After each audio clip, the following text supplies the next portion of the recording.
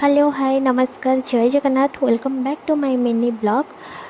तो मु सकाल सकाल फ्रेश होगी ये सजबाज होकर मिरर आगे फुले होती ऑब्वियसली झील मैंने फुले ही हुए। देन मुझे पीसी सहित छात उपर टे बुलवाई जेहेतु सी टे जाइए कपड़ा सुखाई मत नहीं जाइए देखू छात उपर बुलिकी आसबू। तो मुझे सुंदर भ्यू देखिकी आ कैप्चर नक रही पारे जेहेतु बहुत जोर खरा होता तो बेसी टाइम मु छात उपर रही पारे तौक आसिकी बालकनी भ्यू नापी वीडियो करने ट्राए कली।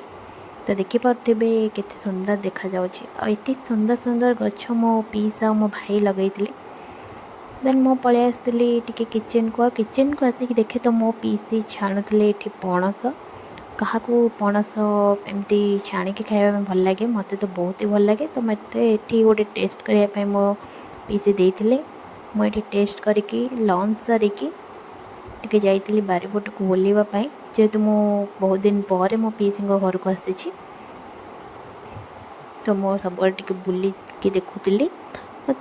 तो ता भितर मो भाई भाज आसिक घरे पहुँची जेहेतु टे कम जाते मुझे लुचिकी वीडियो बनाऊली से जानी ना मिनी ब्लॉग देख सारापर जानवे। तो ये इवनिंग रे एत सुंदर भ्यू को एंजॉय करने भितर मो भाउज मत धरी देते। देन मु तौक आसिकी टे चा पी देती जेहेतु मो चा बिना मो जीवनटा अधूरा। भितर भाउज मो मन कथा बुझी मोप नहीं आसते पापड़ चाट को चाउमिन मु फटाफट डेरी नक खाई जेहेतु मत सब खावाई बहुत ही पसंद। खाई सारे भितर मो भाउज रेडी होते पिठा खाई जावाई एका जाऊना मु भी सहित जाऊँगी मत कौन भाउज कौड़े न नहीं जापरि मुझे रेडी होके चक्कर काटुली कौटी लाइटिंग भल अच्छे ये भल आसला देखा मोर नेक्स्ट मिनी ब्लॉग रे रही जय जगन्नाथ।